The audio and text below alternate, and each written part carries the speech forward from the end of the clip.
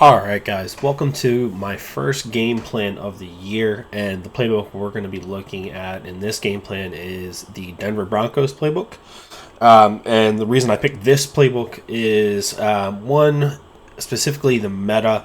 I think the defensive meta right now, currently in Madden, is heavy pressure with man coverage. Most likely cover zero with some zone adjustments.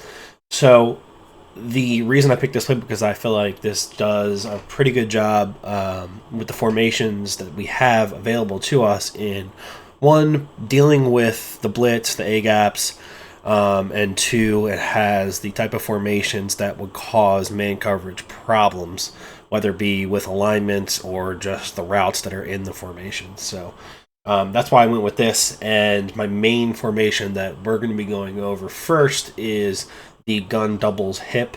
Now, this is in several playbooks, but there's only 4 that have the full complement of passing plays that the game offers, and one's Denver, another's Dallas, another one is the Giants, and I think the last one is the Chargers.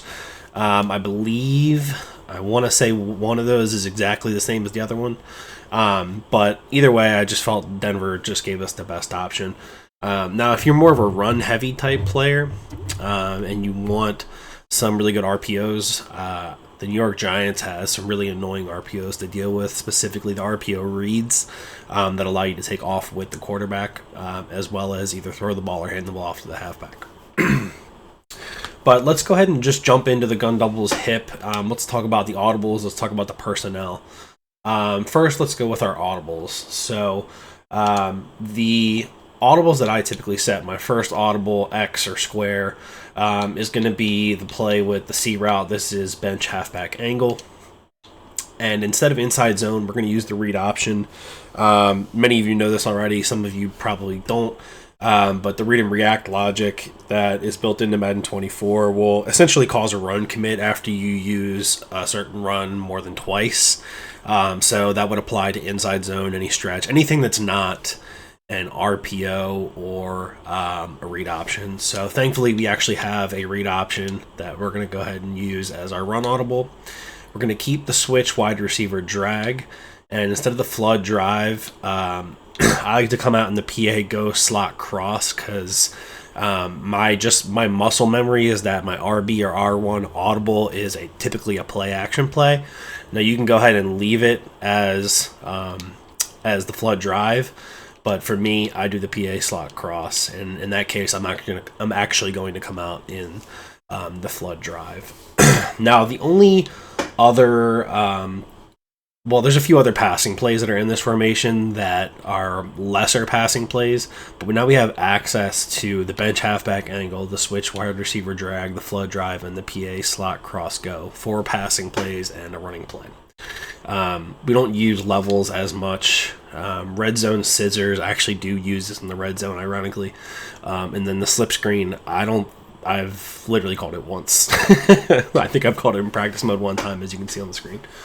So those are audibles I set. Now let's talk about the personnel, and then we're going to talk about the function of this offense and the reason I chose this as a base offense, right? So, first of all, I really, really can't stress this enough. You need to have a quarterback that meets the freeform passing threshold, which I believe in all Madden is an 85. It really allows you to put the ball in places that help you avoid two-man catch interactions and find holes in zones. Click on to longer passes. Excuse me. Sorry, my controller just crapped up. Click on to longer passes and cut off routes and stuff. So I really can't stress this enough. A quarterback that can do that is very, very important. Warren Moon has been absolutely phenomenal for me so far. So I would definitely recommend him. I can't recommend any other quarterback because I haven't tried him. So this is obviously my MUT team, by the way. For the halfback, you pick who you want. I received a free Chase Edmonds from a pack. I used him because he's decently fast and can catch passes. I don't run the ball a ton, but you can really put any type of running back you want in here, aside from maybe one of those big lumbering halfbacks that can't really run routes. I think you lose a little bit in your offense. So probably no Jerome Bettis. So this receiver here, this is going to be the receiver that typically runs crossing routes and corner routes. So, I mean, I'm not going to say this for every receiver, but speed is huge in Madden. You guys should know that by now. But medium route running for this receiver is great. The receiver right behind him is more of your prototypical slot receiver with the short route running, mostly slants and drags. This far right receiver is going to be running posts, deep posts, pretty much the whole route tree. So I think this is probably got to be your best receiver because he's going to be running pretty much the whole route tree. And I actually use, and you don't have to, but I actually use Slot Apprentice here.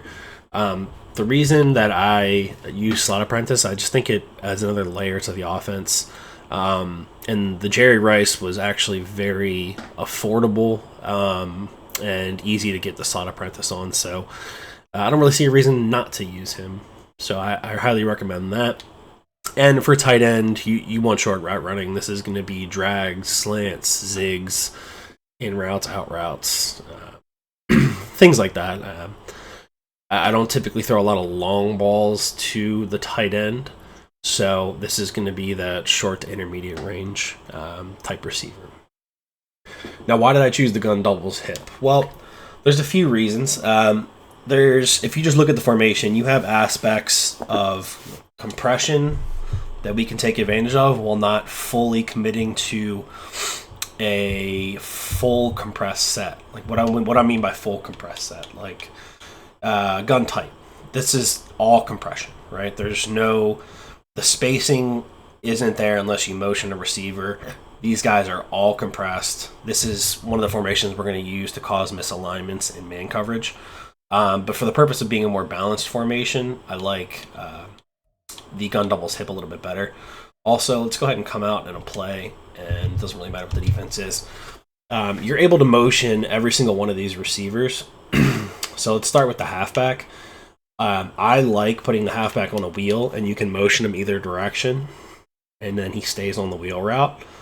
I think that's really, really helpful to create a lot of problems with man coverage misalignments, especially because a lot of times the user ends up guarding the halfback.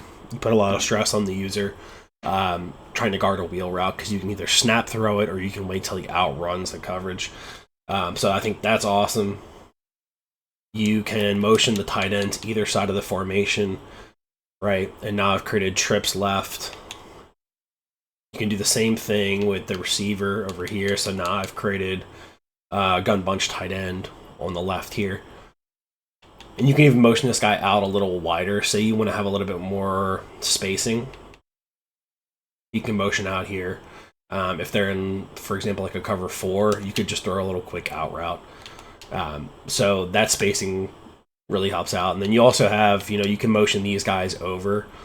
Now you can't motion this guy to the left, which is totally fine, but you can motion this guy to the left if you wanted to like motion snap a drag or something, right? You can do that. You can motion the guy all the way over to the left and he tucks right next to the receiver here. So another situation where you could potentially create some misalignments. We have 4 wide receivers on this one side of the field. So not only that, but there's a lot of really good routes just in this formation in general. As you can see, we've got a table route to the halfback in this play, a really good post route. And the fact that this alignment is like this against like a lot of zone coverage, you can just kind of quick throw this drag as long as the linebacker that's down there. So he dropped into coverage. If just pretend for a second he was blitzing, you can snap throw that. So you have that, and then of course you have your switch wide receiver drag, which I've got a corner route, I've got a post, I've got a wheel route to the tight end, which is pretty cool. If you do your bench halfback angle, now I've got an angle route, and I've got the I've got the C route on the left and the angle route to the halfback. And I can do a lot of different things with the other routes around it to kind of open those up. And then the PA slot go cross, you have a really good crossing route. Dual crossing routes, really, with this in route. And you can motion, you can motion this over to create you know, a corner route, street corner flat combination. So that's really why I went with this formation. I think for my purposes, the way I play the game, it allows me to really freestyle because it has a lot of good routes built into its stock. And then you get that extra layer of creativity when you have a slot apprentice over here. So I can put him on the crossing route. I can put him on this really good post route, which is great against man coverage. I can put him on a corner route. The only route I don't really use is the stop and go. It's not really useful in the game. So that's pretty much it. We're going to go ahead and jump into the next video where I talk about how to attack zone coverage with this. And then we'll go into man coverage and so on and so forth.